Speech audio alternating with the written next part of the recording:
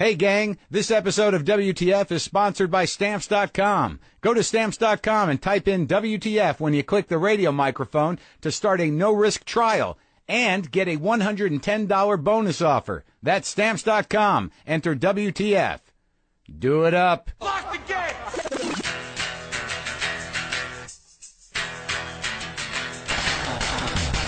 Are we doing this? Really? Wait for it. Are we doing this? Wait for it. How? What the fuck? WTF. And it's also, what the fuck? What's wrong with me? It's time for WTF. What the fuck? With Marc Maron. Okay, let's do this. How are you, what the fuckers? What the fuck buddies? What the fucking ears? What the fuck nicks? What the fucksikins? What the fuckamollins? Oh, man. This is WTF. I am Marc Maron. This is the Monday after Thanksgiving. Before we get started, I hope you all had a great Thanksgiving, but I do want to mention right out of the gate, before I forget, as I will, that I will be at the Arlington Draft House in Arlington, Virginia, December 2nd and 3rd. That's this Friday and Saturday. Please come. I have had 5 consecutive cheat days. Is that still called a cheat day if you just keep eating? I am not going to sit here and talk about my weight or my diet. I did have a good time in Seattle. I was in Seattle for, Tuesday, Wednesday, Thursday, Friday, Saturday, 5 nights. Chose to take a vacation up in Seattle in November. There's a good choice. No, the weather's going to be great. It's not going to rain every fucking day. And I know that some of you are thinking, hey, it's Seattle, it rains up there. I knew that too. I didn't realize just how weighty and relentless it could be. I locked in Jessica, and I knew that it might rain.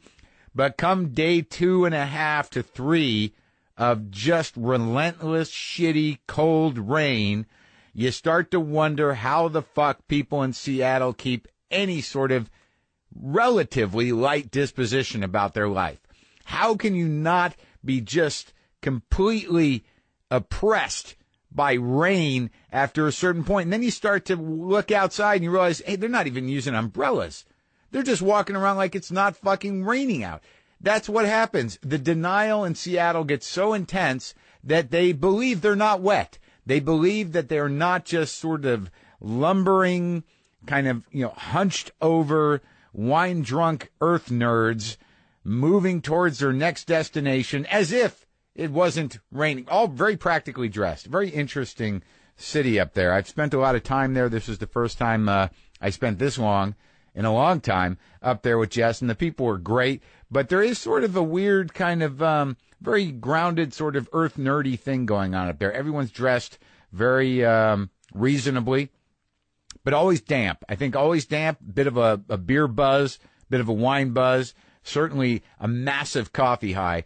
I don't know how you can be so jacked up in such a, I guess you have to be that jacked up in order to deal with the grayness of everything. But like I said, we had a great time. I really appreciate everybody coming out to the Neptune Theater. That was really my first legitimate theater gig, and we sold it out. 800 people and change came. A great audience. Thank you for the smoked fish. Thank you for the homemade blueberry lemon muffins. Thank you for the brownies. Thank you for, what else did I get? Oh, and I was really going to try to stay on the fucking diet. I knew that Thanksgiving would be rough, and my cheat day was before Thanksgiving. So, of course, that day I went out and got fried scallops, French fries, 2 mochas, a Mexican mocha at a place. Had great fucking coffee up there. But then it just continued. Not too crazy, but I really thought I was going to get back on the horse come Friday night, the night of the show, and someone brought me some sort of fruit cobbler that I was about to go on. I just fucking inhaled it.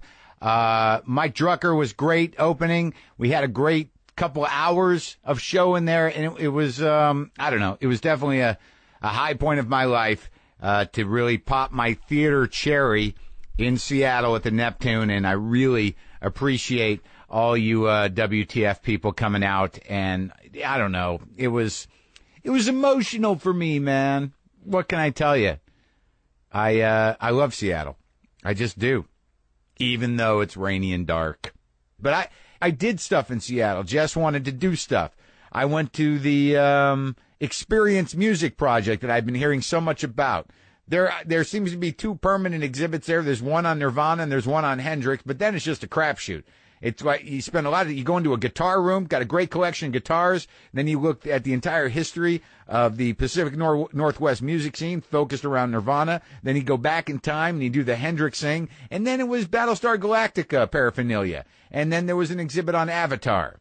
And then there's a large room that looks like it could be used as a very high-tech function hall. And upstairs, you can go into sound booths and play or sing or hit on drums. The earnestness that people bring to drums is sometimes slightly disturbing. And I'm not talking about professional drummers because that's something to watch. But you go upstairs in the Experience Music Project, and there's like studios where you can play along with the track. And everybody, you can wait in line for a booth. And I saw this middle-aged dude that was just playing the drum with an intensity. He had a look in his eye that whatever he was banging, whatever those sticks meant to anybody else watching, to me it just looked like a guy that was banging his way out of his life for as long as he could in that booth, in that Experience Music Project. You just caught his eye and you had that moment where you're like, oh my God, don't look at it while it's feeding. It moved me. I'm very sensitive like that. And, my girlfriend's a vegetarian, so we did a vegetarian Thanksgiving, and don't automatically think tofurkey. Now, it's not 1975, all right? Tofurkey exists, but there's other ways to go. We went to some place, what was it called? Cafe Flora. It was very nice. It was a prefix. It was a risotto cake with some cranberry stuff and some vegetarian gravy. I don't know what they make that out of. There was other stuff. It was very nice. People who eat at vegetarian restaurants, I envy them. I don't know if they're like me. When I'm eating vegetarian food, as much as I want to lock in with the whole idea that it's better for me and the world and the ground and everything else that's connected with everything, I'm still a little aggravated. And then I get jealous. I always sit in vegetarian restaurants and I looked at these practically dressed, seemingly normal people. I focus in on this one couple. This old guy must have been in his 60s, had a very long beard, no hair on his head, had the sweet sort of worn out old hippie looking wife. And I thought, why am I not that guy? Is it too late to be that guy? If I start growing the beard out now in an earnest way, could I slowly move my life towards matching that beard? Could I slowly move off the grid into something comfortable, maybe a wood-burning fireplace, a small house with a lot of knitted things and a few books, maybe no television, perhaps a radio occasionally, and maybe I'll just make model planes or take care of small animals, which I already do. Why do I build a life fantasy around a fucking beard that I decide has integrity? I don't fucking know. I really don't know. But we did. Then we went to another health food restaurant. What health food? What year is it? We went to another vegetarian restaurant, but this was sort of a to-do. We go to this place. What was the name? It wasn't called Urethra. It was called, wasn't called, oh, now I'm forgetting that name too. Why? I need to do some brain I need some exercises for my brain. I got to start doing crosswords. I got to start doing Sudoku. I got to start doing stuff because my memory is drifting away. I don't have any exercises.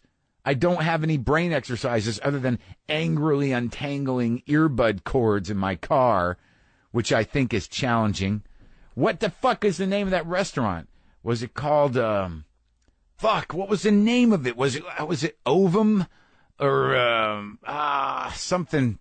Sutra. That was it. Sutra. Price fixed, 2 seatings. You go, you sit down. It's all local. They do the whole kit. It's connected to a yoga studio.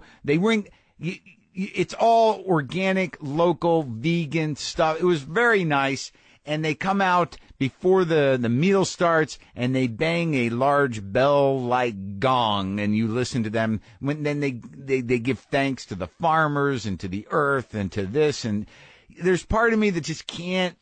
How is that not funny? How is it not ridiculous? But I'm sitting there trying to make it okay. Why can't we be grateful to the earth? Why can't it be nice to have this nice food that doesn't hurt any bugs or or animals with meat on them? Why can't I just let this be? Why do I have to sit there looking at the people working there thinking like they go home and say, this is fucking bullshit. I'm just doing it for a gig. They're all hugging each other after the meal. It's all very sweet, but there's some part of me that just won't let it happen without thinking that what is teeming beneath this? What is beneath the yoga studio and the organic, wonderful, beautiful food place where the food was just perfect and great and everybody was thankful? They're ringing bells and I'm thinking there's something fucking wrong here. What is wrong with me? This is the Monday. The gratitude didn't last. Clearly I'm here. I'm back in my house all jacked up on coffee, wishing I had a long beard and nothing to do. On the show today, we have Penn Jillette, who, before I met him, I thought he was a difficult person. And I probably used different language than that, just from his TV appearances and what I thought was a very abrasive disposition. But what a sweet fucking guy, smart guy, very great raconteur, wonderful storyteller. I talked to him when I was in Vegas, the last time I was in Vegas. So that's going to happen. There's some part of me every time I'm in Seattle where I just feel so meditative because of the weather that I just want to, I know I may have mentioned this before, I just want to continue moving north. I want to be a trapper or something. No, not a trapper. That's a horrendous job. Maybe just a guy that lives off the land, that goes up, he walks up into the Yukon or up into Canada and then up into Alaska, and he just disappears and becomes a myth, like a mythic guy, a mountain man. I want to be mountain man Marc Maron. I want the story to continue. I want it to be, he had a podcast when he was working his garage. Things weren't going well. The podcast went for 2 years. He was in Seattle for the weekend. And then he said, fuck it to everything. He bought supplies, and then no one has seen him. Some people think he lives up in the hills of wherever, the Yukon, Canada, Alaska area, and they see him wearing many layers of pelts, and he lives off the land. He grows winter vegetables, root vegetables, and traps rabbits, and he has a very long beard. They see him occasionally. I'd be like a Yeti or like some sort of weird monster, and then I come back to the garage, and the readjustment becomes the second phase of this show. That's the plan. If I'd stayed up in Seattle one more day, I would have done that. Would have left a note for Jessica and just taken a hat and a coat and then just bought all kinds of shit and head up into the hills. I went to REI. I just bought a nice sweater, but I'd go back there and just pack up. Just leave my car at the Canadian border, head out. No phone. No, maybe I should bring a phone. I probably need a phone up there, but definitely no computer, because what the hell good would it do? I don't know. Yeah, no, I'd probably bring a computer. And probably, yeah. You know what? I think I'll drive. I'm going to drive. Yeah, I'll just keep everything. Yeah, just in case it doesn't work out.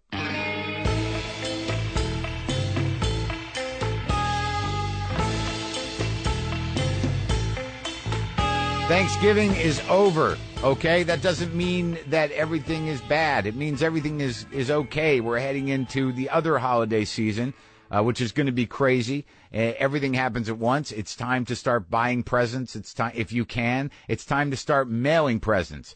And everybody is busy, so the last thing you want to do is wait online at the post office. Am I right? Am I right, Christmas people, Hanukkah people, Kwanzaa people, whatever it is you celebrate, the solstice, I don't know. Whatever it is, do you not want to wait online at the post office? You can avoid it if you go to Stamps.com. You can buy and print official U.S. postage using your own computer and printer. Stamps.com is convenient. It's easy to use. I've been using it, which means anyone can do it. Everything you would do at the post office, you can do right now from your desk, from your table, even from your car if you have a printer in it and a generator of some kind. Print postage for any letter or package the instant you need it. Then your mail carrier picks it up. You'll never have to go to the post office again, which is sometimes a sad thing. But, in most cases, if you're too busy, you don't want to need to go to the post office every time you need to mail something. Like I said, I use it, works for me. For a limited time, get this special offer when you use my promo code WTF. This is a no-risk trial plus a $110 bonus offer. It includes a digital scale that calculates the exact postage for you and $55 of free postage. Don't wait, folks. Go to Stamps.com, and before you do anything else, click on the radio microphone at the top of the homepage and type in WTF. That's Stamps.com. Enter WTF. I'm making stamps now. Do it.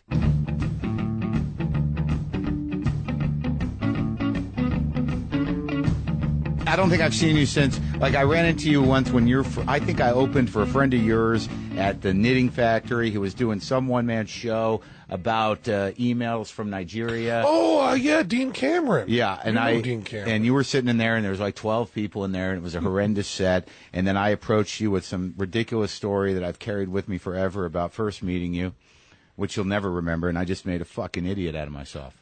I don't remember you making an idiot of yourself. Let me flesh it out for you. It was at Caroline's Comedy Club. You were with Debbie Harry, and I wanted to connect with you somehow. Uh-huh. So I'd just gotten a tape of the Velvet Underground live in Paris, the reunion. Yeah.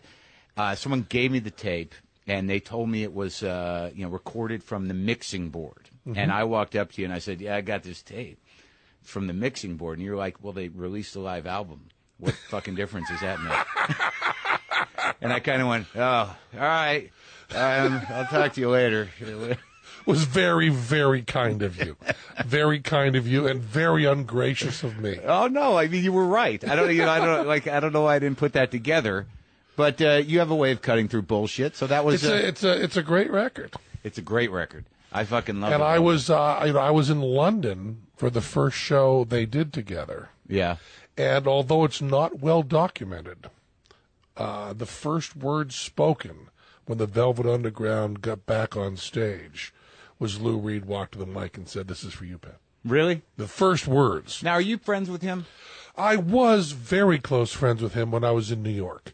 And moving to Vegas, the way both of us operate, not seeing him on a daily basis, we see each other very friendly, but we're not the email, phone call. Right.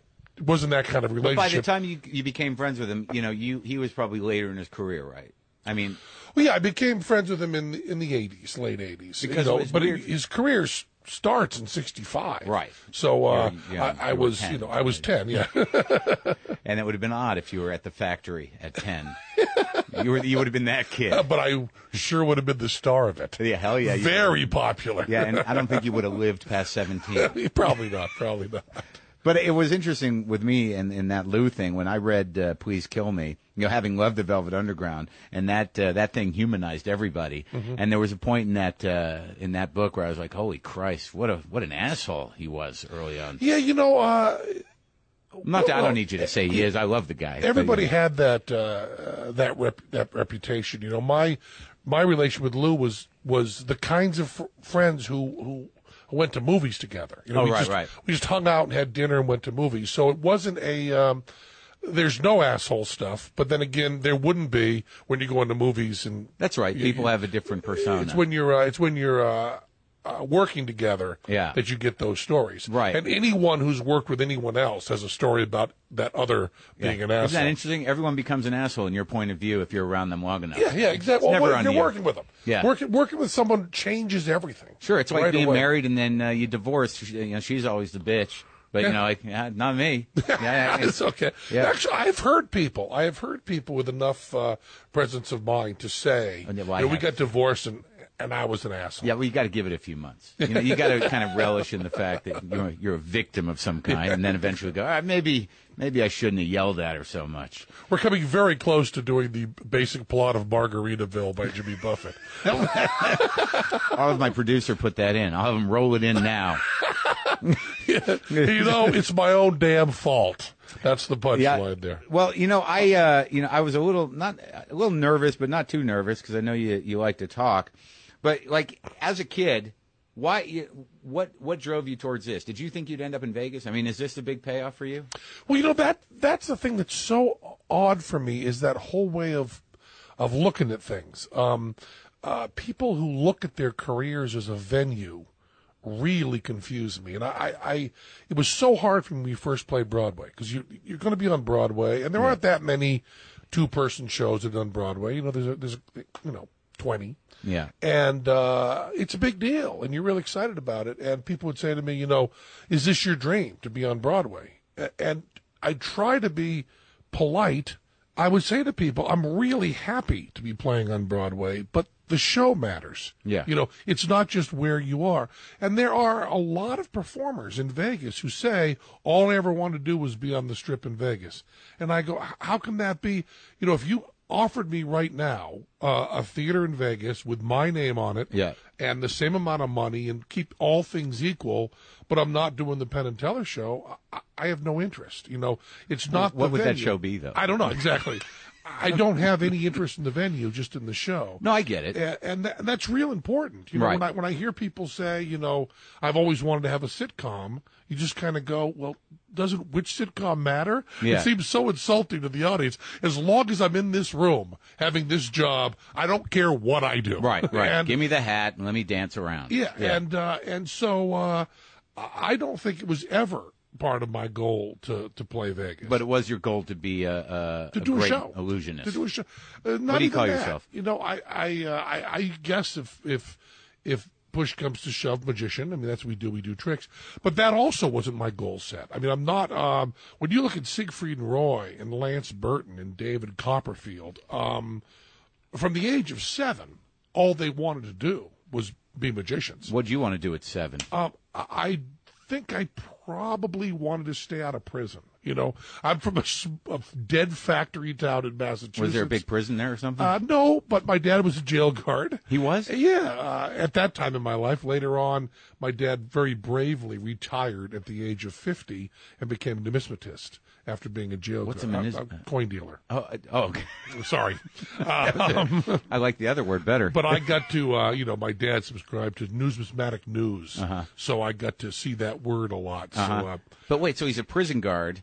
Yeah. That's heavy. In a small town, Okay. kind of a more of a county drunk tank.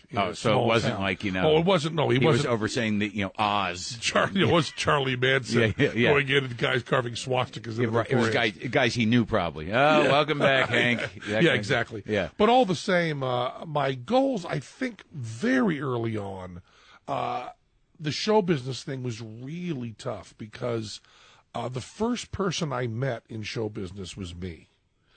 Teller grew up in Center City, Philadelphia. Where'd you grow up? Greenfield, Massachusetts. Where is that in Massachusetts? Western Mass.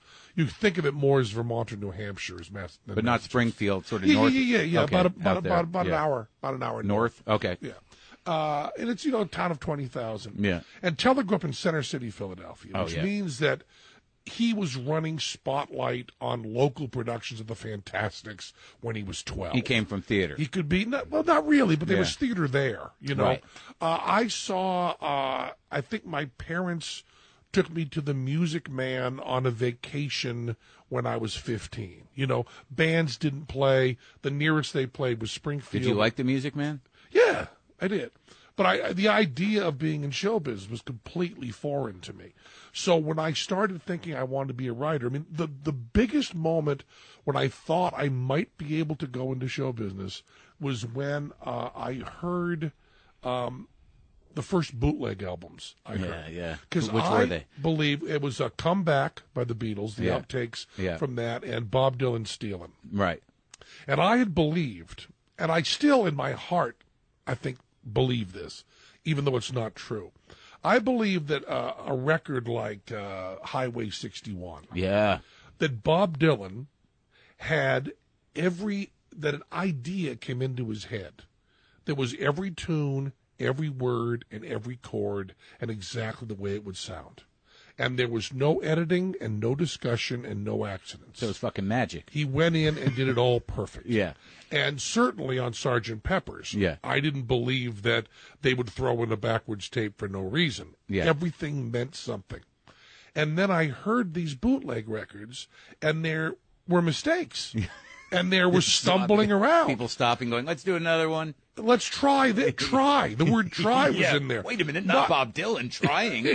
Yeah, exactly. Not the Beatles. Yeah. Not coming in and going, this is where that roar of the lion goes on Good Morning. Right. It goes in this exact... George Martin, come over here. Yeah. This is... No, not a second early, not a second later. Yeah. We've talked about this. It's all set. This is the way the guitar will sound, and these are the notes George will play. Right. And no sort of experimentation. And I learned, because when I was 12, juggling wasn't a thing college students did. Right. When I was 12, it wasn't a hippie thing. Really? It was still a circus thing. Okay. And it was still an outsider thing. And I practiced like a freak, thinking, as children do, that if I got good enough at something in show business, that the world talent scouts would come and say, you're a good enough juggler, now you're in show business. Sure, they'd come to Western Massachusetts. Sure. They'd say, who's the good juggler here? Yeah, just driving around. There is one. He's outside in his yard practicing. Good, yeah. And, so the thing you learned from the bootlegs was that there was a process. There was a process, yeah. And that whole idea, which Teller took for granted from the first moment he put together a magic trick, he watched people rehearse. Yeah. And I had no idea that people rehearsed or practiced. I thought you were supposed to think of something perfect and then go and execute that perfectly. Well, how deep was your fascination with the Carney thing and the circus thing? Pretty deep, but once again, you have no access. The fair would come to town once a year. What was the favorite part? Did you go? I was always the 10-1 show, which is called colloquially the Freak Show, but called the 10-1 show. Right, I was gravitated towards that too, and I feel like we missed the great heyday of Freaks. Yeah, we sure did. But what is different about the way I tell the story? Whenever I tell the story, and there's a monologue we did on Broadway about the 10-1 show. And I talked about going into the circus tent and watching the fire eater, and it was as Teller would say, the lie that tells the greater truth. That wasn't really what I did. I was really afraid to go in. But what I really did was sit outside and listen to the grind tape over and over again.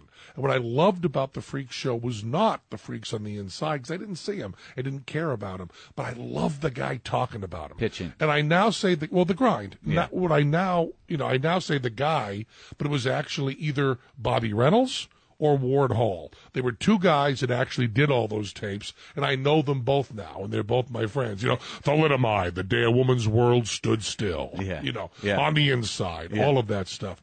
And the idea of talking about something insane and beautiful always killed me. I mean, I would listen to those grind tapes. I would stand there out in front of the 10-1 show for, it's so easy to exaggerate as you get older, but it was certainly for a child a very long time, 45 minutes. Because there was a hypnotic element to it, and it was sort of like it was an entry into like a dark but beautiful world. And also it was someone talking for a living. Yeah. Which is, You really thought that then? I don't know what I thought then. We're trying to go back to, when I was 12. Right. Every time you tell a story, you don't remember the event, you remember the last time you told the story. But there was something so frightening about actually seeing what they were talking about. Yeah. And also something so, when I finally went in at the age of, 14 or 15, there's a great book. Leslie Fiedler, I think, wrote a book called Freaks, The Myths of Our Secret Selves, which I read in high school. And Did you have very special people? Did you have that book? Yeah, it's great. But Leslie Fiedler's book was, I think I would probably consider it now to be pretentious and a little bit bullshitty, but at 17 or 18. What was the message? The message was that he stated over and over again was that what bothered us about freaks was not that they were so different from us, but that they were the same. And when I first went into to see the world's smallest couple, I believe it was a husband and wife that were little people. They were sitting watching TV, eating an apple. Right. And because that was their gig. They're going to be there 15 hours a day. You eat an apple, you watch TV. And there's then that moment. Stand up. Yeah, I saw Ronnie and Donnie watch television. Yeah. And I interrupted the Swamp Woman. There was which is a swamp woman. Well, there was this little woman. She was like, from the Cajun Bayou, the dwarf swamp woman. And I walk into this trailer, walk up that ramp, and you look in, and she was making her bed, and she turned around and saw me and went like, ugh. And she reached into a box and got a snake and went, eh. I felt like I was sorry to bother you. Yeah, it was really it was all that kind of idea of show business, and so I was juggling all the time, and was a professional entertainer in Greenfield, Massachusetts. I would get $5 for going to a nursing home and doing a juggling show for 10 minutes, with Mike Motion, who ended up being, the MacArthur Genius Grant greatest juggler of the 20th century. I taught him. He tells the story differently, by the way. I taught him to juggle. Yeah. And by that, I mean I started a week earlier than he did. Yeah. And then we juggled together all the time and did our shows and so on. And he went on to be as important in the juggling world as you can be, which is, damning with faint praise. And what does it mean to be an important juggler? I think it means you get the MacArthur Genius Grant. I think it means that, the crystal ball thing where people roll them around in their hands? Yeah. Well, he invented that. Oh, really? That is not an ancient tradition that they're all bringing about. That's a guy in 1978. A device that he created. Yeah, and the way it came about was crazy. We were sharing a house in New Jersey.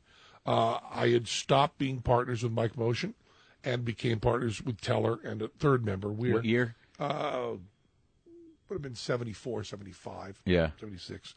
And we were trying, and I would go in as often as I could to New York with Teller and with Michael. Yeah. To the Television Broadcast Museum. And I would just watch all these Vitaphone recordings of acts from vaudeville. I was just fascinated by guys who did one act their whole life, trying to find, the craziest stuff you could find, and trying to think of stuff and trying to figure out what angle you could get, come up with bits. And I went down to Canal Street. When there was all those plastic shops and stuff, and I found these acrylic crystal balls that looked just beautiful and looked kind of delicate and dangerous, but were acrylic. You could throw them out of the third story window, wouldn't do anything. So I bought like 5 of them, and I brought them back to where we would practice. And I just juggled them every way possible. And I talked with Teller forever. And what if we did something with smoke? And what if we did this? And just a total dead end. Yeah. Got nowhere. And just left him over there in the corner. And Mike Mosher came over and said, mind if I monkey around with those acrylic balls? And then he invents this whole, what's called now contact juggling. Yeah. It used to be called Mike Motion's act. Now it's called contact juggling. What does that entail? Where they take like one ball and roll it over their hand and up their arm. Right. And it's always done with like a crystal acrylic ball. Yeah. And that's because I couldn't get an idea. That's how I changed the world of juggling, is I was unable to get an idea. Right. The genius behind the genius was the guy that bought the balls. Yeah, exactly. And just left them laying around. Yeah, couldn't get an idea. Now, where did you do a lot of street performing? Look, tremendous amount. Yeah. Where? I had all these kinds of. I liked to perform where it was illegal. Yeah. I just thought that was important, because I believe. What does that mean? Corporate space or? No. I just mean on streets of like Philadelphia. Okay. Like in San Francisco, you get a permit and you sign this thing and you sign up, and you can perform from 3:15 to 3:30 at this particular wharf on this stage. Yeah. I like to be in. South Street, Newmarket, Philadelphia, where the police arrested people for doing street performing. And I also did Renaissance festivals. In street performing, I made so much fucking money street performing. I had a really good 12 minutes, and more important than that, juggling. Juggling and talking. Yeah. And I had a really good collection hunk. And I had a really good crowd gathering. Yeah. And I would play places where there were rich people, and I also dressed as expensively as possible because I thought I want them to be embarrassed to give me $1, have them give me a 20. So what do you mean, so no tie-dye? No tie-dye, no hippie stuff, none of that stuff. I tried to look so that they would feel like they were really seeing a show. Oh, wow. And I made so much money. I was 19, 20, and I would make a couple $3,000 in a weekend in cash. On the street. Yeah. And I remember going to an accountant. No, and you were not a druggie, so. Yeah, exactly. Well, that's where it's going. Yeah. I went to an accountant, and I said, I'm a street juggler. Yeah. And I have to pay taxes on this. I'm making six figures. Yeah. And I told them what I made. Yeah. And said it's all cash and it's all on the street. And the accountant said to me, if you declare this as a street juggler, you will go to jail as a drug dealer. Nobody will believe it. As a matter of fact, I'm not sure I believe it. You're not making this much money. You're doing it some way illegally, and you're trying to launder it and pay your taxes on it. And I will be no part of that. I suggest you declare whatever you got paid from actual checks and leave the street money out of this. And I said, well, that means I'm making like $15,000 a year. He said, pay taxes on that. And that was it. That was it. So it's the advice of one person. And he's still your accountant. Probably very bad advice. But so all the early stuff, Teller and I would street perform, make all this money in cash, buy light rigs, rent theaters, work on our show, and do that. So the street performing really did support the, trying to do a real theatrical show. And I love street performing and probably would have never stopped except for the incredible damage it was doing my voice. Because you're screaming. I was really loud. Yeah. I'm big and I'm loud, and I was just blowing my voice out completely. Yeah, I remember you were the voice of Comedy Central when I was actually on Comedy Central. Yes, I said your name many, many times. Isn't that weird? Many, many times. Some guy just put a thing up on YouTube of me doing some sort of thing on Comedy Central from 1993, and I was like, oh my God, someone infused personality into that man. Look at that young lost person. Yeah, it was the old days. So now, how much does this? Because it seems like you're pretty well known now, for your view on religion and on politics. But before I get into that, let's talk about filth. I ran into Al Goldstein, probably, I don't know, about maybe 8 years ago when he briefly worked at the cigar store. Yeah. And he brought you up, and I guess he lost that job because people would just come in to talk to Al Goldstein, and he was smoking a lot of cigars. And he said you were sort of taking care of him. Yeah, I found out that Al was he was in a homeless shelter. Well, what was your relationship before that and Screw Magazine in general and what he represented? He was a hero of mine. I think that the Goldstein versus Topeka case is a really important freedom of speech case, and Al went through that, and anybody else would have just copped and walked. Yeah. And he didn't. Yeah. And he didn't for, like everybody who's a hero, he did it for really base reasons. He did it because, for attention. Yeah. And to be, he would, but that doesn't matter. All the people that make real breakthroughs, especially in First Amendment cases and Fourth Amendment cases, you can't do it for the pure reasons because it's not worth it. Mm-hmm. You have to have all sorts of other baggage to do it. And I also remember my mom and I. My mom had she never said hell or damn. Was she religious? She died an atheist. The whole story of that is in my book. And my dad, they were Congregationalist, First Congregationalist Church, Greenfield, Massachusetts. She wasn't particularly religious, no Bible thumper or anything, but a very, very proper New England woman. Mm-hmm. And I never swore in front of her. Mm-hmm. When she would see me, when she would read the interview with me in Playboy, she said to me, it's very odd they have to add all this obscenity, but I guess they add that to fit in with their magazine. And I said, no, Mom, I really talk like that, just not around you. And she said, I guess they have to add all that stuff. The Rolling Stone interview and stuff. She did. So I remember... Would not process it? On Tom Snyder, Al Goldstein was on. And I guess it would have been... After I had left home, it must have been back visiting. It must have been in the 70s at some time. Late 70s. Yeah, something like that. And Al Goldstein was on talking about Screw Magazine and talking about people trying to stop him and going on and on and on. And I remember my mom asking me about Screw Magazine. Yeah. And I said, it's pornography and it's available. And she said, is it given to anybody against their will? And I said, no, you have to pay for it. She said, well, then why are they talking about it?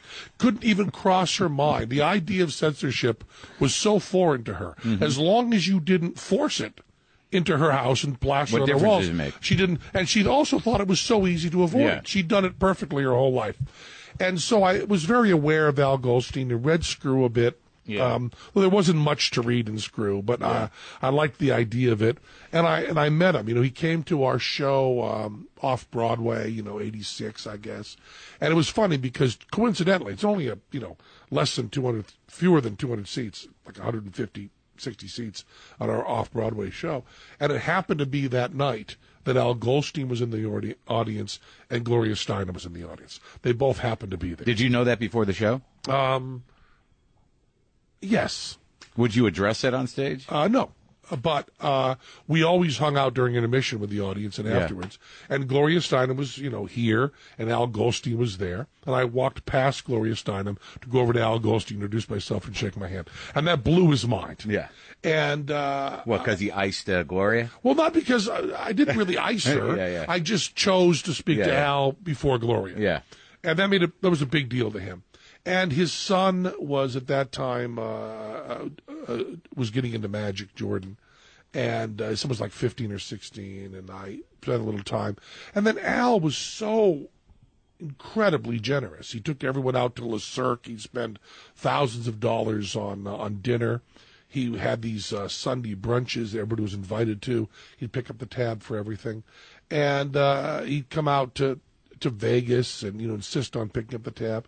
And then I just friend is perhaps too strong a word, but he was a hero of mine for the political stuff he'd done.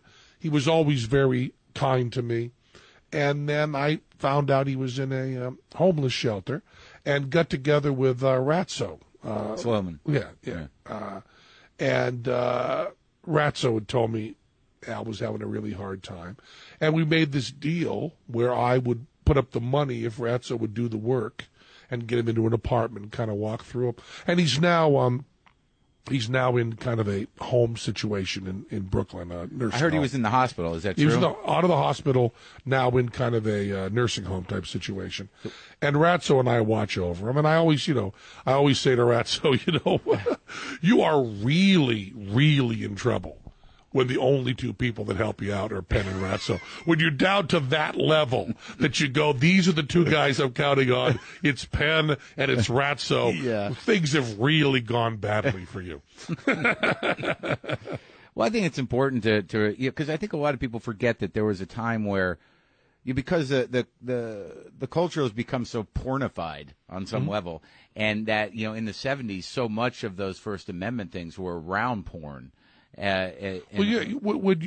First Amendment is always porn. Yeah. Fourth Amendment is always drug dealers. Right. And that's what you're going to Second deal Amendment's always guns. with. Yeah, exactly. And Third Amendment, housing soldiers in private homes during peacetime doesn't come up.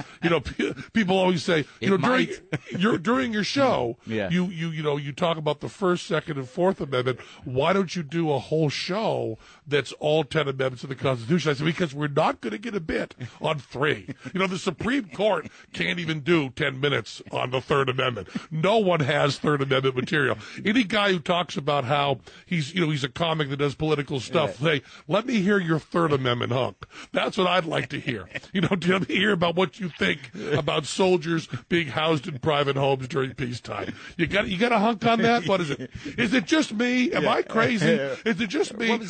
When are these soldiers going to get out of our houses? I mean, I've had this guy in my basement for 6 months. There's no war on. How is it my responsibility? If there were a war on, I'd be fine with it. But now I got to house a guy because of the fucking Constitution. Yeah, I haven't heard that bit. Maybe it'll happen. So do you think that, the soul of your libertarianism came from your mother's lack of understanding of why there was an issue around filth? Certainly. Yeah. I mean, certainly. There was an attitude with my parents, which is, every part of America claims this as their part. It's a Southern thing. It's a New England thing. It's a Midwestern thing. Yeah. But the idea of do anything you want, just don't monkey with me, was so strong in my household. And my mom's aversion and my dad's aversion to anything that was even slightly like gossip anything that would be telling someone else what to do. I mean, that was an absolute. I mean, my parents never had a drink of alcohol, never had any drugs. I've never had a sip of alcohol or any drug, but they would never talk about it. They would never say so-and-so shouldn't be drinking. That never came up. Never a discussion of someone being a drunk. Never anything. Unless, just this. They shouldn't be drinking in our house next time. It was more like that. Yeah, exactly. There was an idea. I used to do a bit about libertarians about how it's you can do whatever you want, just do it. Don't do it in my yard. Yeah. Get the junkies off of the grass. Where it doesn't frighten the horses. Yeah. And that really. I think that's where the heart and soul of it come. You can't trace this stuff back. When people explain, I mean, there's been studies that are done that say that the liberal conservative, that whole thing may be chemical. It may be just part of the brain that's just built in. What the two sides of what the nurturing thing and the tough love thing. Yeah, well, it's broken down more into how was it seen, but on whether how much control you want to have over other people, and it ties in with that adventuresome thing and all of that. And they're able to do some goofy stuff where they can do brain scans and tell a little bit of people's politics. And you buy that? Very confusing. I don't know. I'm just saying that jury's out. I just know that every time someone says, why don't you do drugs or drink, the reason I have to always explain that is they always want to make my father and mother into alcoholics, and see this horror when I was a child. No one wants to accept the opposite. They want to have some traumatic moment. They want to have me be AA or something. And so I try to. Why do they want to hang that on you necessarily? I think because it's just the story that's told most. I think there's something interesting about the atheist disposition in general, in that there's a practicality to it and an ability to deal with the fact that shit is not pretty and it probably won't work out, and there's a lot of pain in the world. So there's there's a way of dealing with that personally, which is a certain element of control. I guess so. That's such an odd thing. There is this, once again, this story, especially in the U.S. It's not the international story, but kind of the American story is that atheists are bitter. One of the first questions you'll get if you're an out-of-the-closet atheist is, I guess you were really fucked over by Christians, or they treated you badly, you went to Catholic school. Or they'll go the other way and say something really bad must have happened in your life. And in my experience with hardcore atheists, it tends to be if your family was so perfect that it made Leave It to Beaver look dysfunctional, that puts you on that road more. Because it's a lie. No, not at all. Not even close to that. Oh. Because it's the absolute truth. If your love from your parents is unconditional and constant, and they just nurture you properly, then a lot of you become 12 foot tall and bulletproof.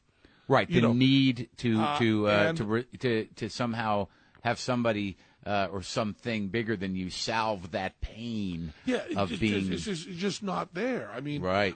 I when people talk to me about eternal love of Jesus Christ, I just go, Jesus Christ going one-on-one with my mom wins. Yeah.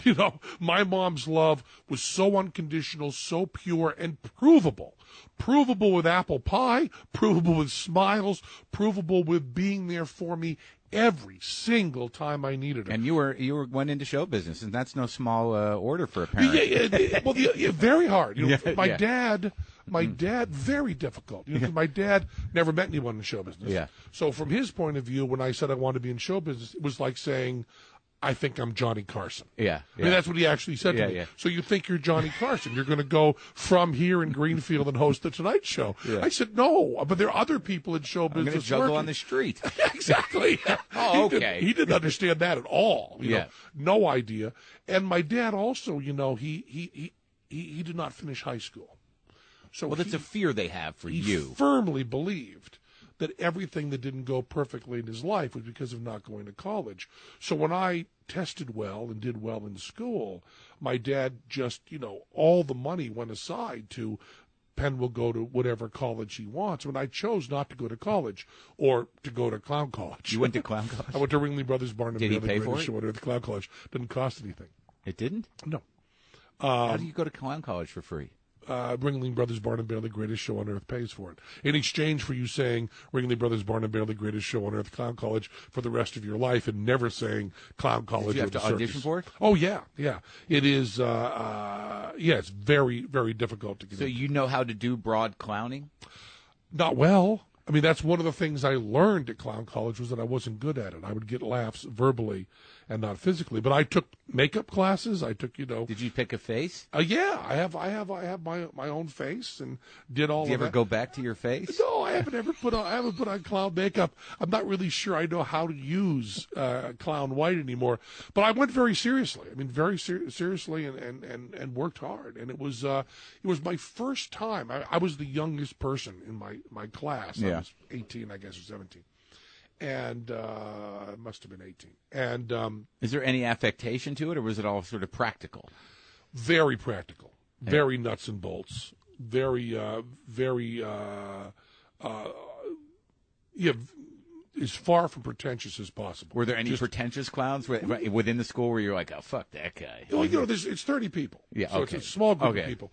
But it was the first time I had met, and this is, again, being a small-town mouse, you know, it's the first time I'd met funny people. Right. And that's an astonishing thing. You know, I don't know anything about sports, but I know that with sports, the guy who plays professional basketball in his high school was also the best football player and the pitcher and track and field. And the guy that we hate. Yeah, but if they're good, so you know when you have someone that's in comedy, Yeah. and you go back to their high school, well, they were also the best actor and they were the best writer Yeah. and they were everything. And then when you get out, you get into people that are much better at that. They're also the best looking. Right. You know, then they're a character actor in L.A. They're not even close to good looking. Yeah. But in their town they were. So you know, A lot of them ended up insurance salesmen. exactly. But I was in Greenfield, Massachusetts, so I was the funniest person in Greenfield Public High School. You know, there were 300 students in the whole high school. You I must was have the been one of funniest. the tallest person. I was the tallest, sure. Yeah. I was the tallest. I was the funniest. I And had the the most longest popular, tail. and the jocks No, liked you. and not the everybody. most popular, but, No, but could a little bit creepy.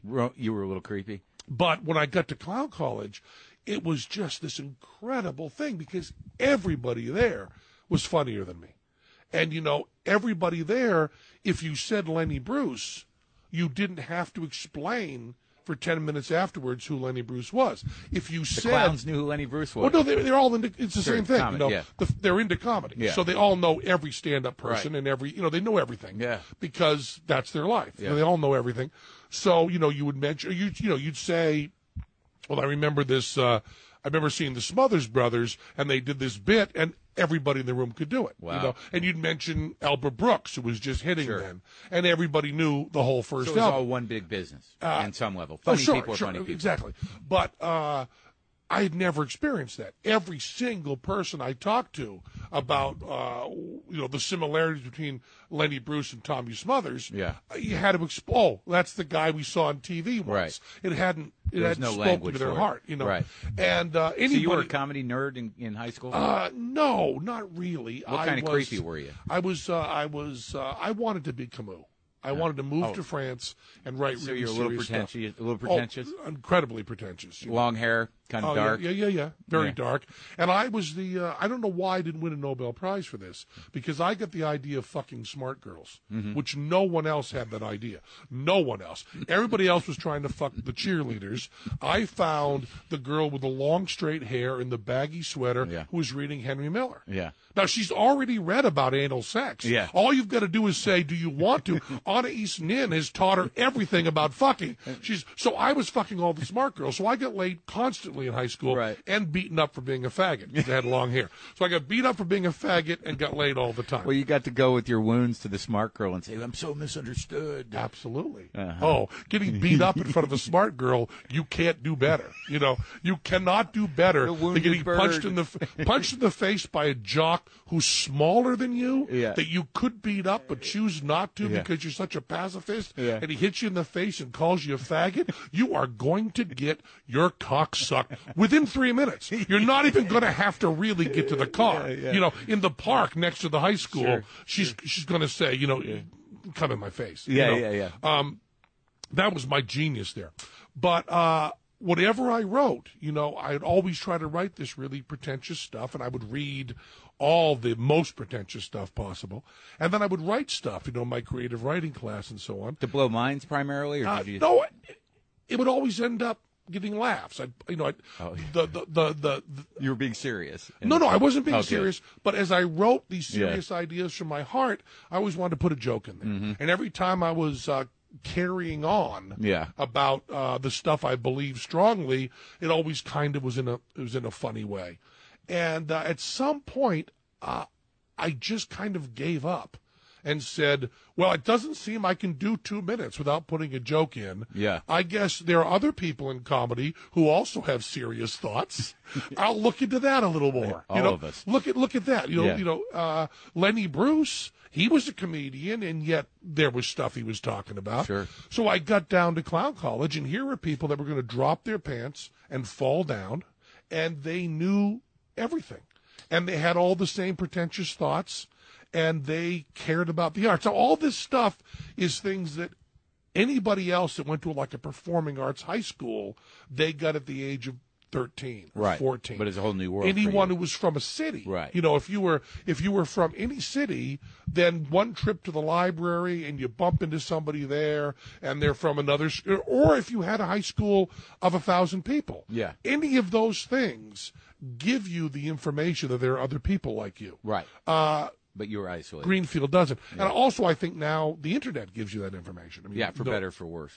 I think for better. Yeah. But I think you can find it. It's up to you to decide whether it's bullshit or not. But when Frank Zappa had on the back of his record, do not listen to this song until you've read Kafka's In the Penal Colony, I went down to the library and read all of the Kafka stuff before I listened to that cut, because Frank Zappa had told me to. Did you ever tell the Zappa that you did that? Yes, I did. And what did he say? I did. He was flattered and said, you were the one I was doing the records for. You know what I mean? No one else actually did that. You're the guy, because Zappa was also everything to me. Was he? Because that's a very specific thing, the Zappa catalog. Yeah, it is. And but Zappa is a really good, for a juggler who's interested in comedy. You've got that combination of caring about nothing except practice and being perfect, which is the juggler part. Yeah. And then also caring about being funny. And Frank Zappa had chops. Yeah. He really did know music. He wasn't a goofball doing comedy. And it's so funny because so many of his chops, outside of the improvisational stuff, was like sort of doo-wop. Like, yeah. And it's like, it's weird. The spine of a lot of Zappa stuff is really this kind of, 50s thing. Absolutely. And then you add to that the Varese and the Stockhausen and the Stravinsky. Yeah. You know what I mean? When I read an article that said that part of, Firebird was in Lumpy Gravy, well, then I had to listen to the Stravinsky stuff. So what I really had was, in Greenfield Public Library, I have, Frank Zappa telling me from L.A., this is what a fan of my music should do. You're a Zappa nerd. Yeah, I was a Zappa nerd, and, and also you add to that a little Randy Newman, a little bit of Martin Mull. I just listened to Randy Newman yesterday. How the fuck is that even possible? I listened to Guilty yesterday. Yeah. That fucking song. Well, the one that, God's song and Great. And good fun. That's a funny song. Yeah, really funny. But some of his weird poetic tangents, like what is it? Last night I had a dream. Yeah. I was in it, and you were. That's like kind of dark. Well, he has great stuff. There was I remember an interview, 1972. Yeah. Around Rolling Stone, and I've never checked on this. It's been with me all these years. I never gone back and checked. So I don't know how much of this is right. But an interview with Randy Newman, where he starts, the interviewer, doing a feature story on him, says the first question Randy Newman asked him was, "Do you believe in God?" And the interviewer said yes. And Randy Newman said, "Then you cannot understand anything that I will say in this entire interview." And at the end of the interview, the way the guy spends 3 or 4 days with him, it's not really an interview, it's a story. And at the end of the feature, he says, as I was leaving, Randy Newman said, "Do you still believe in God?" And I said, yes. And Randy said, "Please put in the article that you haven't understood anything." Now, I don't remember that that's accurate. Sure. Okay, this is fine. 35 years later. And being the lone person interested in show business in the whole school, in the whole town, and the lone person talking about atheism all the time, even in high school? Even in high school, yeah. Most importantly in high school. You can imagine how important Martin Mull, Randy Newman, Frank Zappa were to me. John Lennon and the Beatles and Bob Dylan were always so all over the place and a little bit confusing. Mystical and poetic. With what they believed religiously. Right. But the people who were just brass tacks, just boom, there is no God. And then someone like Martin Mull, who is a good friend of mine now, but when I met him, it was like, it was impossible, not to cry, because Martin Mull was well-educated, articulate, deep, atheist, and funny. Yeah. He was all those things. I mean, knew art, he's more an artist now than a comedian, but knew all that stuff inside out, and musical. All that stuff together was just, there are people out there that can live the life I want to live. Right, without this weird kind of ominous obstacle of God. Getting back to your dad, obviously he eventually accepted your drive because you worked hard, you made money, and I imagine there was a moment there where you said, very big. My dad was still saying, I mean, this is a hunk of Woody Allen's act. It just happens to be also true for me. My dad was saying, almost when I got on Broadway, well, you should still consider going back to college. Yeah, well, they're scared for you, is what it is. Scared. But then I did some stuff at MIT in the 80s, and they made me a visiting scholar. What do you mean stuff? Media lab at MIT. I worked on some music stuff and some media stuff, and I was hanging out there. And then at some level, I was connected with MIT. And my dad being from Massachusetts. Yeah, that kind of hangs over. That's everything. Yeah. Everything. Sure. So my dad was then able to find a way to say, my son didn't go to college, but he lectures at MIT. Oh, that's great. That's okay. Yeah. And then, and then dad came around completely. But it's very hard, especially in comedy, to talk about your dad being worried about you. Yeah. Without making it look like your dad wasn't supportive. My dad was completely supportive. He was just worried. Yeah, that's what it always is. It always is. It does not fit into their understanding of how people work. But it also felt that way to me. Yeah. There's so many people that say, my dad never wanted me to do. But to me, he was completely supportive. Just a little worried. Sure. Wouldn't it be you're doing great stuff, and had a lot of trouble. As much as he loved me, had a lot of trouble understanding what I did.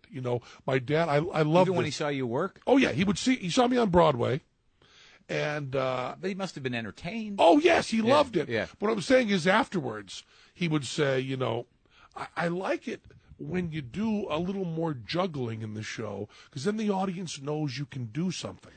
And I know they're impressed by how much you've memorized and how much you say, but when you're talking, if you do some of that hard juggling stuff, it reminds the audience that you practiced a lot. Yeah, right. Why didn't you engage in your skill set? Exactly. And I got to tell you a story about my mom. That's one of my favorite stories. Off Broadway, we came out to New York. We go off Broadway, and we do our opening night show where that night you're going to stay up all night and read the review in the New York Times. This is back when that still mattered, the late 80s. The New York Times review made you or broke you. Right. And my mom and dad and Teller's mom and dad were at the show, opening night. And then afterwards they're at the party. And, of course, there's all the investors there who have, not a lot of money by Broadway standards, but by off-Broadway standards, it's probably $1.5 million to put on the Penn and Teller show. That's some large green to be hanging in the balance. Yeah, absolutely. So there's some cats sitting around who really want that review to be good. Sure. And the producer, Richard Frankel, who's now the biggest producer in New York, this was his first project. Mm-hmm. So this really would make or break him. And we're sitting around. And my mom and dad, my mom was 45 when I was born, so my mom was much older than you expect my mom to be. So my mom was at that point in her 70s, and my dad. And they ended up sitting next to the producer. Mm-hmm. And the review comes out at 2 a.m. The person's waiting in Times Square and runs over to the restaurant where we are. And one of the producers, reads it on the way and decides that it's good. It was actually, a blowjob that was going to, get us going. And he decides he's going to read it in front of everybody. So once the guy stands up to read, it's pretty good. Yeah, yeah, sure. And he stands up and reads the whole thing. And the producer, of course, this means his children can go to private school. Yeah. It changes his whole life, this one review. Yeah. More than it does our lives, actually, because we were carny trash. We could still work. Yeah. And he finishes the review, and he turns to my mom, who's the closest person to him, and says what he thinks is the right thing to say to a mom. He says, doesn't it make you proud of your son? And my mother said to him, what is wrong with you? I've been proud of him from the moment he was born. I don't need the New York Times to be proud of my son. What's wrong with you? That's her reaction. To which he said, no, I just, what I really meant, Mrs. Jillette, is I'm going to make an awful lot of money. That's what I was trying to say to you. I wanted to kind of high-five you and say, I'm going to make money, but I was trying to be more polite. He doesn't say that, but of course, that's what he's thinking. And the whole next day, my mom doesn't talk about the review in the New York Times. All she talks about is, can you imagine someone saying, you're being made proud by a review in the New York Times? I was proud of you. I said, I know, Mom, I know. And he knows. And he's been proud of his children from the first moment. And we all are. He just spoke a little bit clumsily in a moment of excitement. She said, well, the review is wonderful. Yeah. And it is wonderful that you'll be playing here for a long time. And we certainly are relieved. But it's the use of the word proud. I said, I know, Mom. You've been proud of me since the day I was born. But that is, that's the kind of total acceptance we're talking about. Well, it's interesting from that, that point of view of the true unconditional love and proper parenting, and a lack of, infusing religion into you. Yeah. Because I grew up, my parents are both nuts, and I wouldn't say that they were perfect parents, but I was never taught how to use God. It was never a concept that was put into any sort of action. Right. So now, I talk about it in my act a lot, it's not that I don't believe or I do believe. It's that I honestly don't give a shit one way or the other. And, which is interesting because I say it's interesting when you say that to religious people because it sort of baffles them for a minute. Mm-hmm. And when you say it to atheists, they say, "What, you don't want to fight?" Well, it's actually, that's something that I believe is. I do think it's an important issue, and people that say they don't care do baffle me. It's not so much you want to fight, but it's just you're making a decision on what world you want to live in. And there's it's the deep problem. It's a deep problem with the title of the book. God no. Is that it's not really about that. It's like the show Bullshit. We did the show Bullshit, and the title is stated in the negative for comedic purposes. Well, I think it's a cop out. I mean, on some level, my position. And I agree with you because I think that what you're fighting is not necessarily whether there's a God or not, but the power that idea has over people. Right, but you're also talking, if my book were titled properly, if bullshit were titled properly, it wouldn't be called bullshit, which is the comedic title. Yeah. It would be called A Celebration of Science and This Life. Right. And this would be called, The Whole World is Enough. I mean, that's really the point of the book, is that I can look into my children's faces and I don't need everlasting life. Yeah. Who could need more than that? And how does that not get boring? Yeah. Everlasting life. Yeah, exactly. But I mean, it's just how can you breathe a breath of air?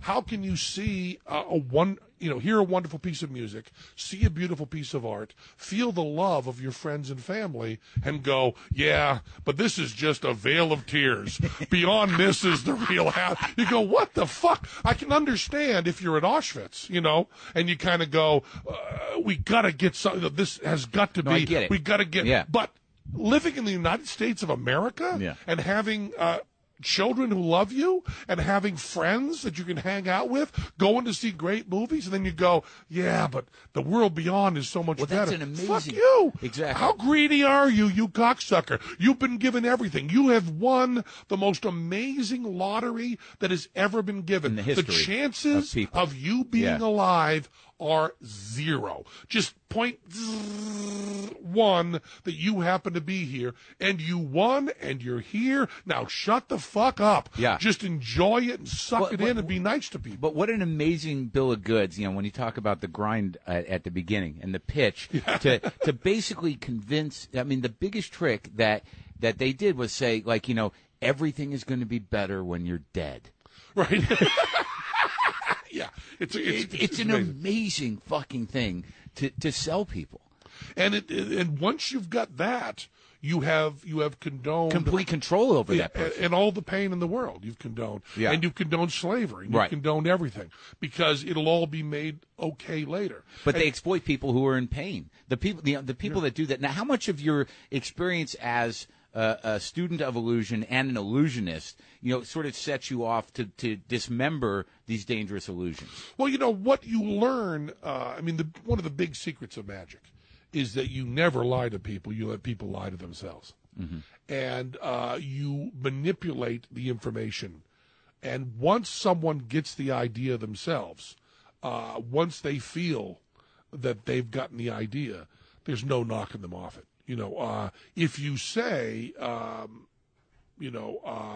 we're going to catch these bullets in our teeth at the end of the show, then you got to do a lot of convincing. We never say that. We let them say they're doing that.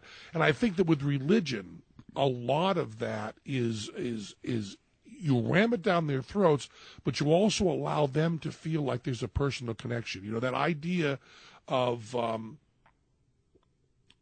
religion is so good at taking credit for things that don't need to have credit taken for them. You just take the beauty and say, well, how could that beauty be there? And all of a sudden it has to be something else above that. Is just an amazing trick. That's a rhetorical trick that's just so perfect. Well, do you hold people responsible? When you hear we're in Vegas.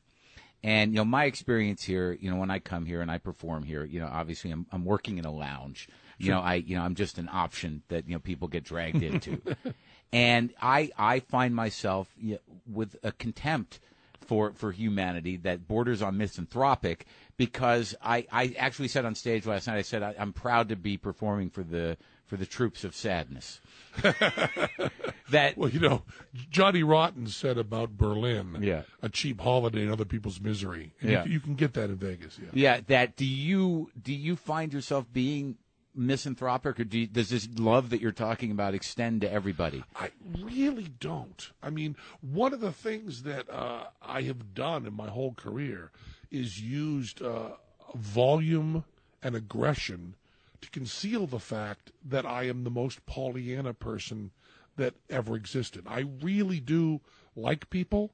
I really think people are good, which is one of the things that is the basic of libertarianism and atheism, is this real deep belief that people are good.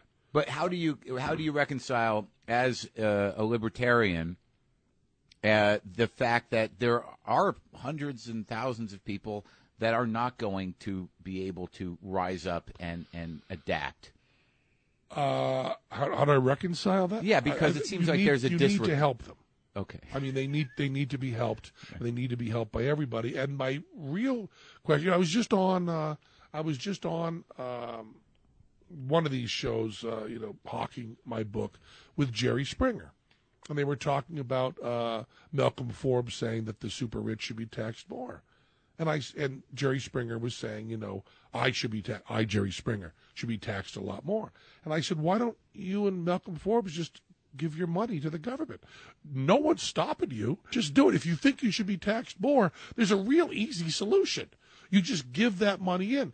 And the reason is that you think you can do more good for people with your individual money than you think the government can do. You think it's more efficient. Malcolm Forbes thinks that Bill Gates can do more to stop polio and malaria than the government can. That's why he's choosing to put his money there. And I think that there's this real mistake of libertarianism where people think that if you don't want the government to do something, you don't think it should be done. That there's some sort of Darwinian social thing happening, let those people suffer. No. When people ask me that, who's going to help the poor, my answer is me and you. And let's do it. Let's do it now. Do you know somebody? I remember I was on. Do you? Yes. I was on Piers Morgan, Okay. and he said 1 in 7 people are on food stamps. What does that mean to you? I said that means that 6 in 7 people can help them. That's the math. It's really easy math. And he said, how do we help these people? And I said, give them money, give them food, do it this afternoon. And he said, well, I'm not going to do that. It needs to be the government. I said, no, do it, you. He said, how do we do that? I said, it's really easy. It's really easy to help people. But then you still have the, I guess the idea then is like, who is going to do that? I mean, it's a nice idea. You are. Yeah. But you can't speak for anybody else. I know a lot of people. Where's the libertarian collective of people who are out there going to feed everywhere? Yeah. I mean, Bill Gates. Sure. And Bill Gates? But and everybody in between. And Malcolm Forbes and everybody in between. They're doing shit. They're doing stuff like crazy, and they're doing it more efficiently. I mean, the world governments had given up on polio. This is the level of polio we're going to have around the world. This is the level. It's too expensive. We haven't got a way to do it. The main guy, and I've forgotten his name, forgive me, who's like the polio expert, has been saying we can't really do this. And Bill Gates has been going over there and saying, no, we're going to get rid of polio. It's going to be extinct. Solvable problem. That's what we're going to do. And we're going to do it this way. And the way he's doing it is with billions of dollars, but also billions of dollars handled really efficiently, with no payoffs to bureaucracies, with no trickle downs, with nothing else. He's actually going and not giving the money to dictators and not giving the money to what looks for his re-election, right, but actually solving it. Like, so this stuff can be done. Sure, but now in terms of, like something like some sort of socialization of healthcare, that kind of stuff. Do you believe that should be? No, I don't. And the argument for this is LASIX. LASIX is an amazing thing. LASIX eye surgery? Yeah, wasn't covered. Do you have it? No, I don't. I didn't get it. It scares me. Yeah, well. Okay, not the point. Not the point, yeah. For all sorts of reasons, it wasn't covered by insurance. So the people that got LASIX actually paid for it. And we don't have health insurance in this country. We have prepaid health care. There's a big difference. LASIX keeps getting cheaper and better. It gets cheaper and better like crazy, even as all other health care gets really expensive. Mm-hmm. And I think that you have the people who are going to be paying. Health care can't be free. The amazing thing about Obamacare was we are going to bring health care to everybody. And yet the bill doesn't call for more doctors or more hospitals or more equipment. That isn't even in there, which means that whatever the ratio is now of people who get health care has to be the same. You can't vote to have more doctors. there have to actually be more doctors. So I don't know what the solution is, but people, individual people, can make better decisions for themselves than a collective. And that is very important to what I believe, and sometimes that's wrong.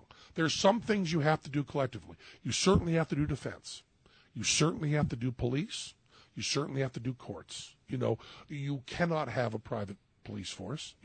That has to be done collectively. So there is a line there in a sliding scale.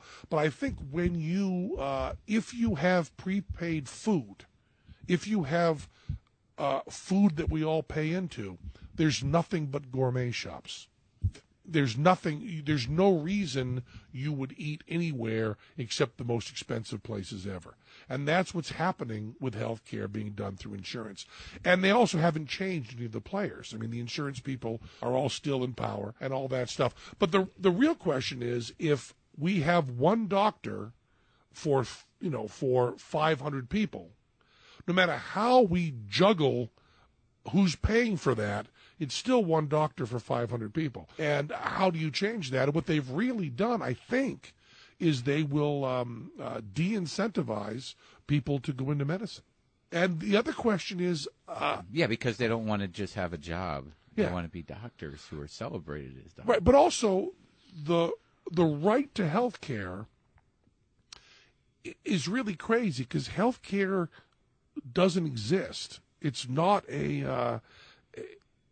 it's not a natural thing. No, I think that it has to be. Right. It has to be created. Right. So when you come up with a process, you've come up with a pill that will help my high blood pressure. Sure. Now, I didn't have a right to that pill the second before you invented it. Sure. Then you invented it, and now I have a right to it. And the question is really, who pays you? What do you get out of it? And trying to make other people be altruistic, to say, because you chose to invent this medicine, instead of playing football, you'll get paid less. What you should have done was played football, because you can have an unlimited amount of money. I get that, but I think the other side of the issue is that, when you have a lot of people in a country that are in sort of dire straits and dying and feel like they have no real recourse, and that, like, just in my own experience of insurance, and I don't want to get too far into it, it's just that the fact that there are people that live in countries that never have to worry about whether or not they can afford to get basic fucking health care is kind of exciting. You also have to see where your breakthroughs in medicine are coming. No, I get that. That's a real important obviously, point. People need to be rewarded. It's much better to have Canadian health care if you're on the border of the United States, because the real, who are the superstars that are going to do that kind of stuff? Yeah, it's really nice. And you can decide whether you think the government does a better job at taking care of people or individuals do a better job at taking care of themselves. Well, I hope that's you're right. That's really the issue. No, I know, and I think that... And we won't find out, because of course, we are going all socialist, and that is the decision we've made in this country, and that's fine. You think we're going all socialist? Well, we're going definitely in that direction. I mean, we'll see. I mean, remember, I'm someone who's against public schools. Yeah. So do you homeschool? I do not. My children go to private school. Yeah. But I think that being educated by your government seems like a really bad idea to me.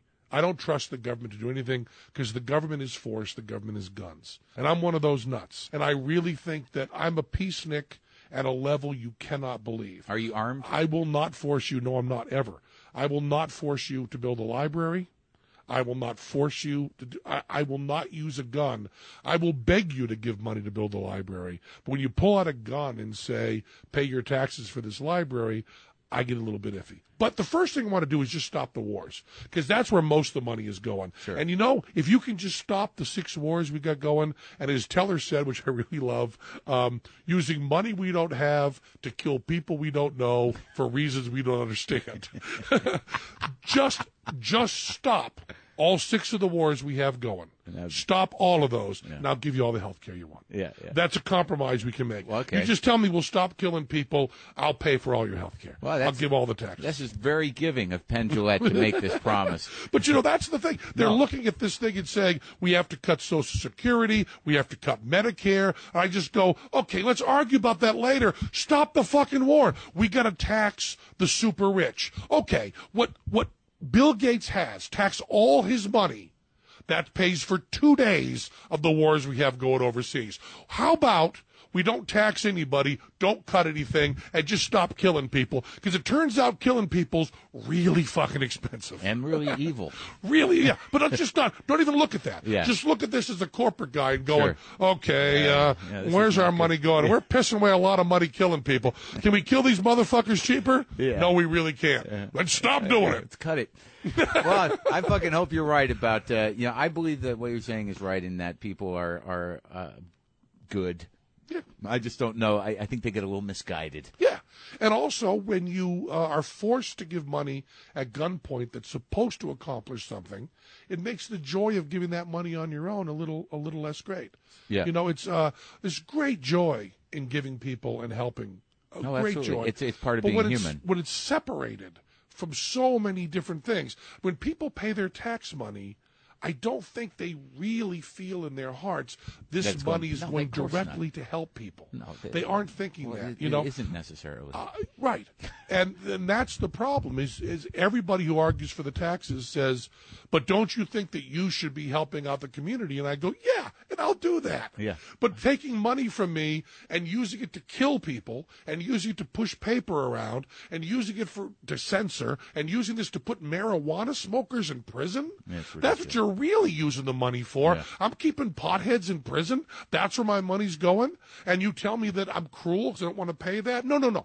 Give me that money back. The money that kills people and the money that keeps potheads in prison. And I will use all that money. As a matter of fact, all the entertainers on the Strip, we'll take care of all Vegas. Yeah. Give us our money back.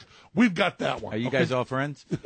Well, we're all acquaintances, just like... I was at Carrot Top's house yesterday. Yeah, there you go. He told me about your house, and I'm like, I'm not going to his house. I want to see the house. Yeah. The Well, Carrot Top's a great case of somebody who does a real solid show that people enjoy, and comics have just decided he's the bad guy. Yeah, we talked. Yeah, it's getting a little better. I mean, that was another time. And Checky Green, I tried to interview, but I really wanted to, but someone did a fairly, thorough but interview piece on him that got back to him, and I'd been in touch with him.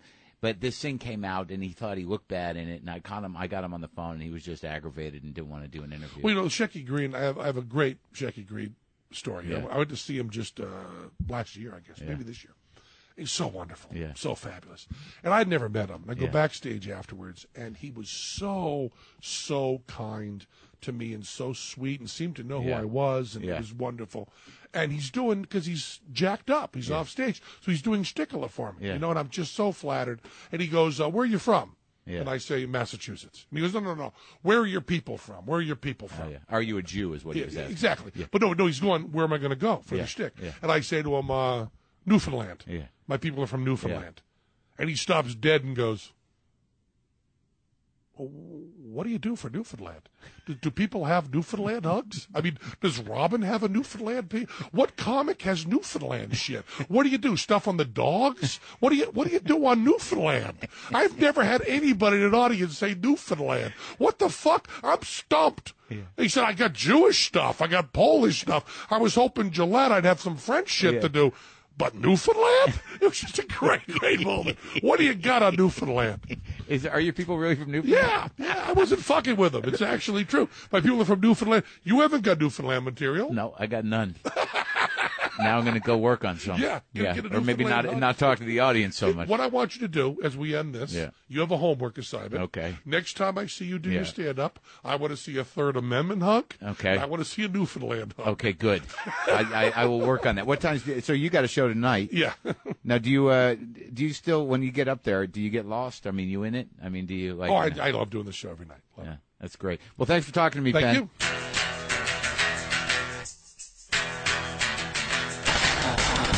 That was it. That was my time with Penn Jillette. A very sweet man, as it turns out. I hope you enjoyed that. Please do what you can for yourself and your loved ones, and for my show if you'd like. You can go to WTFpod.com, get all your WTFpod.com needs met. You can kick in a few shekels. You can buy the new merchandise. We got some packages available in the merch section for Christmas. Get yourself an app. Get yourself whatever you need, whatever I can do for you. And you can listen to the show there, WTFpod.com, justcoffee.coop. available over there at WTFpod.com. And as I mentioned earlier, I will be at the Arlington Draft House December 2nd and 3rd. That